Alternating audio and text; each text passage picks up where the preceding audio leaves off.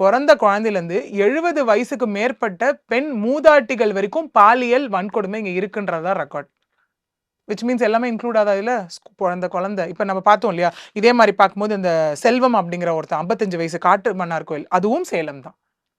சேலம் நடக்கும்போது ஒயின் ஷாப்ல வேலை பார்க்குறவன் என்ன பண்ணியிருக்கான்? 5 வயசு குழந்தைக்கு பாலியல் வன்கொடுமை அந்த இடத்துல பண்ணியிருக்கான். ஓமலூர் ஆல் விமன் போலீஸ் ஸ்டேஷன்ல கேஸ் ரெஜிஸ்டர் ஆயிருக்கு போக்சோல. ஸோ இங்கேயும் இதே விஷயம் தான். அப்ப ஸ்கூல்ல நடக்குது, காலேஜ்ல நடக்குது, பொறந்த குழந்தைக்கு நடக்குது, ட்ரெயின்ல நடக்குது, எல்லாமே நடக்குது. ஸோ இத தாண்டி இந்த இடத்துல என்ன வந்து ஒரு விஷயம் நடந்திருக்கு அப்படின்னா, இந்த இன்சிடென்ட்லாம் நடந்ததுக்கு அப்புறம் தான் சொல்லப்படுது. அங்க வந்துட்டு போலீஸே இல்ல ஆக்சுவலி. கம்பார்ட்மெண்ட்ல போலீஸ் இருக்கணும் இல்ல. அடுத்த கோச்சே செக்யூரிட்டி கார்டு. ஏன்னா நமக்கே தெரியும் விமன் கம்பார்ட்மெண்ட் தான் லாஸ்ட் கம்பார்ட்மெண்ட். அது எங்க கேட்ற போது அவங்களுக்கு யாருக்காவது வந்துற போறாங்கன்னு அவன் அவ்ளோ இதுவா அந்த இடத்துல தள்ளி விட்டுருக்கான். 1.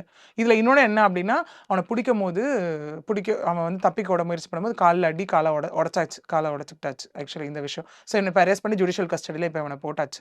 ஸோ இதுல இன்னொன்னு என்னன்னா, ஒரு வேள அங்க போலீஸ் இருந்திருந்தா, இந்த விஷயம் சம்பவம் நடந்திருக்காதுல்ல. ஏன் போலீஸ் இல்லாம போனது என்ன விஷயம்?